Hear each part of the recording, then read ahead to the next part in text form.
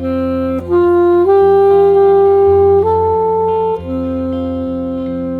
AI Don't machine? don't think about it too hard. Right. Yeah, just let it go.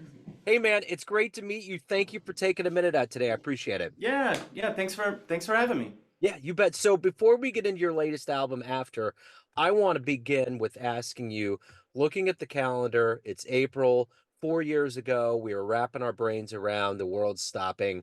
How did you survive the pandemic and how did it change you? Well, it ties into this album actually. I mean, holy mackerel. All playing stopped, so that was that was abrupt. And I teach a lot. A lot of musicians teach a lot, and everything moved to being Zoom lessons, which was really strange. You'd think it was like at first I was like, "Oh, awesome!" Just chill out here and teach. But you realize, like, first of all, the students they're really sad. You realize how much it means to them to have you teach them. I think I've never said this, but I have a greater appreciation for maybe teaching just because I realize, man, these kids they enjoy they get a lot out of lessons. Um, and then like I started taking writing classes just like on a lark. I've always loved reading poetry, and I took a great class in undergrad on the mechanics of poems. So like meter and rhyme and form, and that always stuck with me. I even read the textbook a couple times, this Helen Vendler textbook. So I've always just had like, oh, this is a really cool art form that is in conversation with music. Um, I've always wanted to know more about it. So I started taking these online classes, and a couple of the teachers, gosh, they just like, when they're talking about like, they ask the class like, what does form do? What is your line doing? And in my saxophone brain, I'm thinking, holy mackerel, it's just, I can imagine like my old composition teacher, asking these same kind of questions. And yeah, so 4 years ago, I started digging deeper into that medium. Yeah. Well, Yeah. and I think that was emblematic of that time was that there was all these silver linings. You could decide to take that time that slowed down a little bit and really dig in and get into things that, I've always written poetry myself and I really kind of got into a rendezvous with haiku and Oh wow, yeah. just taking the power that's the beauty of poem is that you're taking this grandiose idea and paring it down to something that will just knock you out with a few words.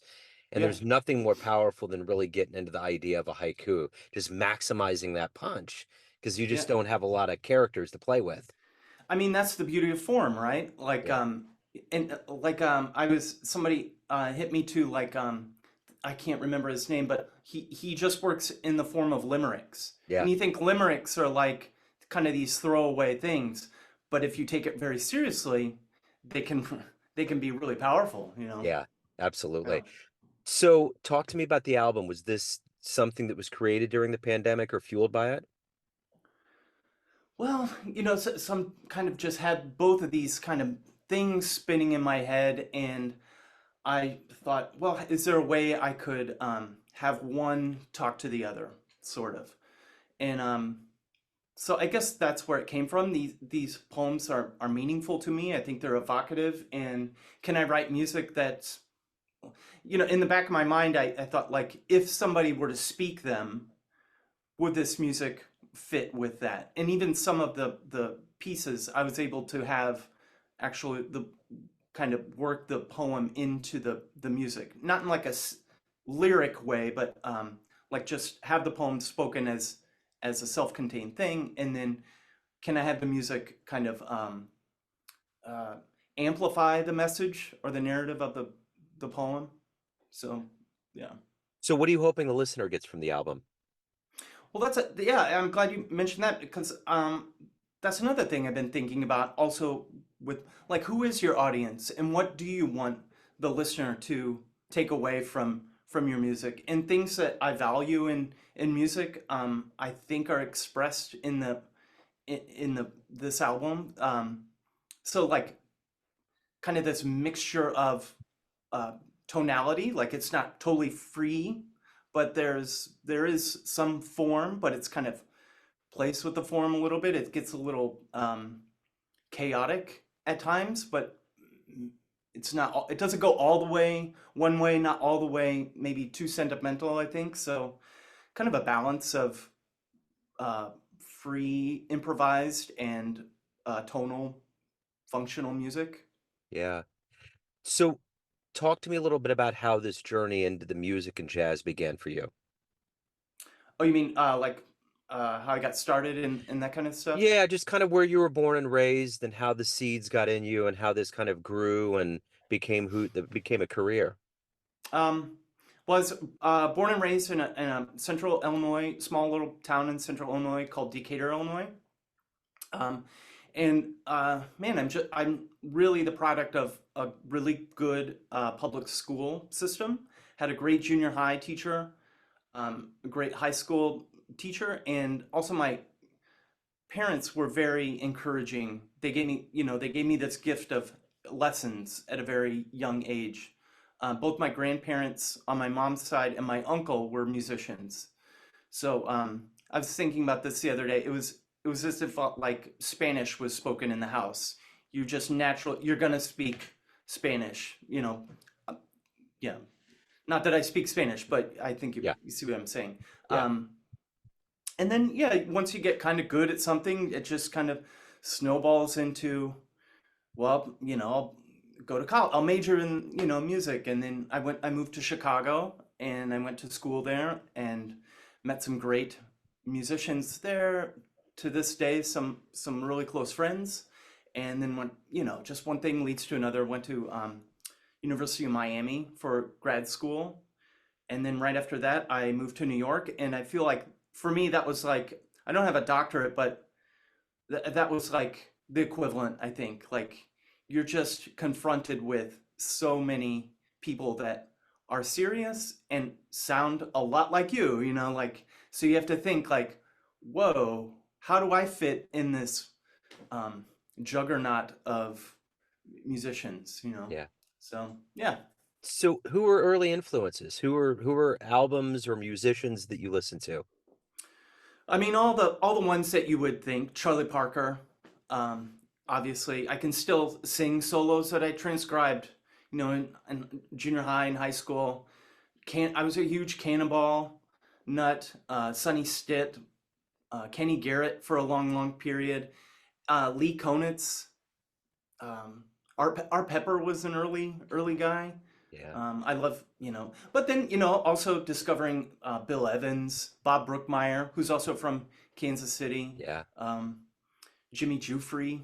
Yeah. Um, yeah. And then moving to New York, you're like, oh, it's still alive. There are these like living masters too. Yeah. It's not just, you know, not everyone's dead, like there's great people among us. So discovering all those people also. It's But interesting. early on, it was yeah, all the ones you would think of, Sonny Rollins and the the Can. Yeah. And then it becomes a domino effect. Everything just kind of flows from there and you get involved. It's Yeah. interesting mentioning education, how seminal that is and the respect that you had.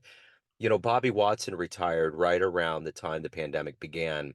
And Okay. for about 10 to 12 years, he led the UMKC program here in Kansas City. And an amazing crop of musicians came out of it. And it was really because of him. I mean, it was his influence, but it was also his prowess. I mean, there were so many people that talked about how good he was as an educator.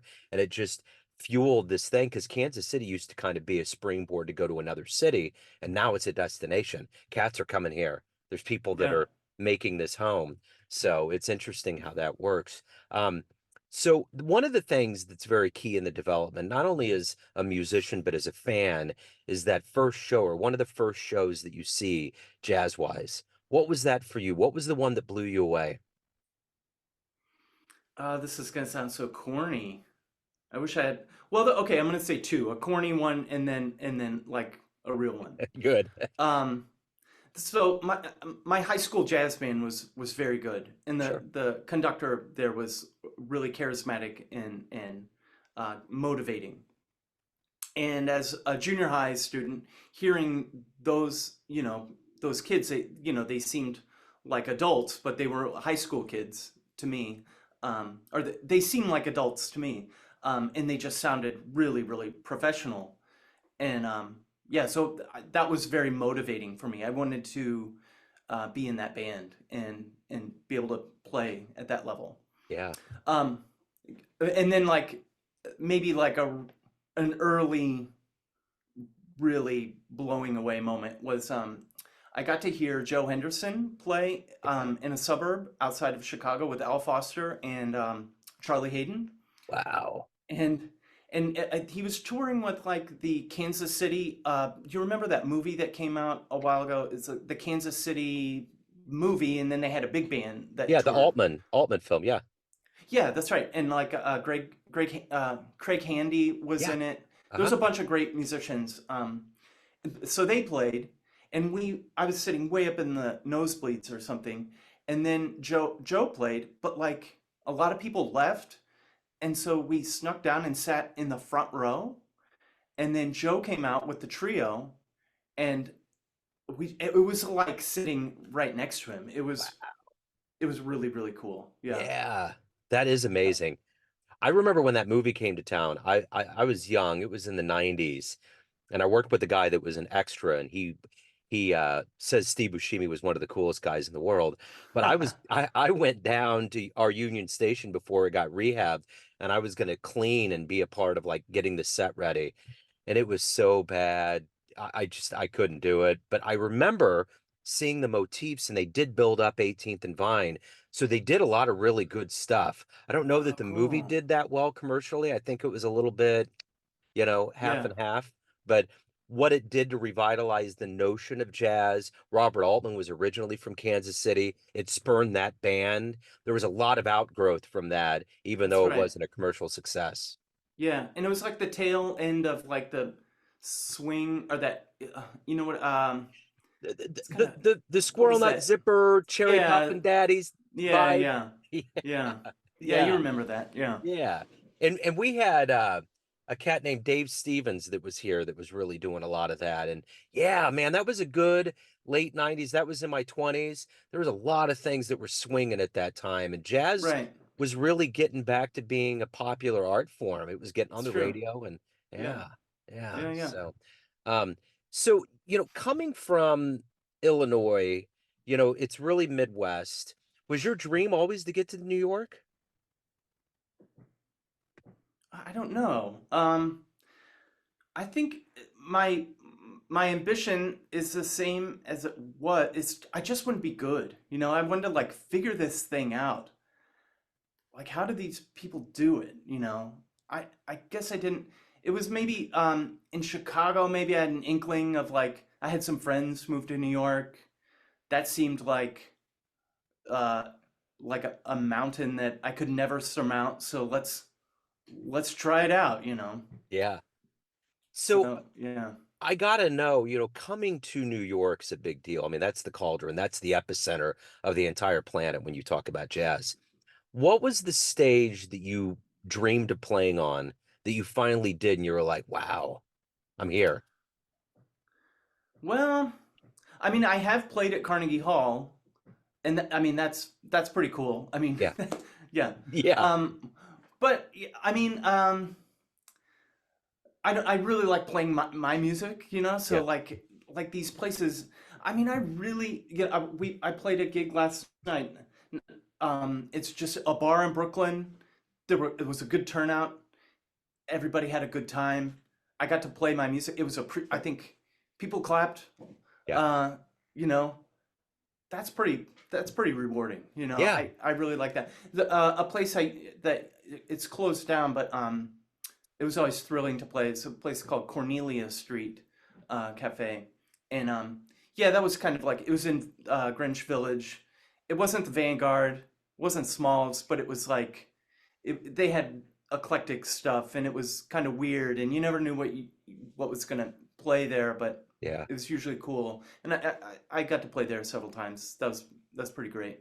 Right on. So let me Yeah. ask you this, of all of the aspects that go into being a musician, I mean, you got You got composing, you got playing, recording, you're an educator. What do you look forward to the most? What is the most rewarding, happiest spot for you being a professional musician? Well, that's interesting because I think as a 20-year-old, I would look at the success, like, oh, I'm doing this, but really, I'm as you, and I'm sure you, I think we all feel this as we get older. It's not really the destination. It's that lead up to, it's all about the doing of the thing. Yeah, So, um, I love working on tunes. I love practicing. Those are the things that are really get me like lit up. If I yeah, got a whole day of practicing, that's amazing. I love that. yeah. No, So I why know do you that's not like maybe that's not the answer you want, but yeah, that's how I feel. Yeah, no, I dig it totally. So why do you love jazz? Um, Gosh, well, I mean, it's just it's so it's a vehicle to be expressive. It can be vulnerable, but there's uh it's intricate, so you gotta figure it out. It's like this high wire act of like a form and imagination combining, um, and it's fun to work on. It's fun to challenge yourself, and then it's really fun to like listen to other people do it and like uh, think like, oh, how are they doing this? I'd never thought of that. It's like, yeah, it's just really rewarding in the end. So this next question is a twofold question. If you could get into a time machine and go back in time and see one musician in jazz perform, where would you go? And of everyone that's alive today that you haven't seen, who would you love to see live? Oh, that I haven't seen today. Yeah. Well, gosh, man, I feel like I'm gonna say one person and then like realize down the street like, oh, why didn't I see? But of course, I guess I would have to say Charlie Parker, right? Yeah. Like that would be incredible. Yeah. That would be really amazing. Yeah. And somebody told me, and I don't know if this is true, but like the glory days of like 52nd Street, they would play like 45-minute sets, Yeah. like six of them or so. Like they would play all, and that kind of blows my mind. I wasn't, I just found this out maybe a few years ago, and like, whoa, that would really make your playing like a lot better, if you could do this. I don't know if they were playing the same tunes or, but that would be really interesting to just see how that worked. Yeah. Yeah. Yeah, all right. So Charlie Parker, that would be, and then somebody that I haven't seen. Oh God, I don't. Uh, all the people I'm thinking, I've seen them, Okay. so I don't know. Yeah. Yeah. No, no, no, it's cool. My dad used to be a salesman for Canada Dry, and he'd tell me stories all the time in broad daylight, going up and down the avenue in downtown Kansas City. There was all kinds of action that was going on all the time, just to see that level. We have a historian here in Kansas City. His name is Chuck Haddock, and he has a show on our local NPR affiliate. And he's one like an expert in Charlie Parker. And I remember one time we were doing some segment on a show off 18th and Vine, and he just kind of pointed over and said, "Yeah, that was a place where Charlie had a bucket of chicken walking down the street, and he was doing this. Like he can orchestrate and bring Bird back to life in a way that is unbelievable. He's like Wow.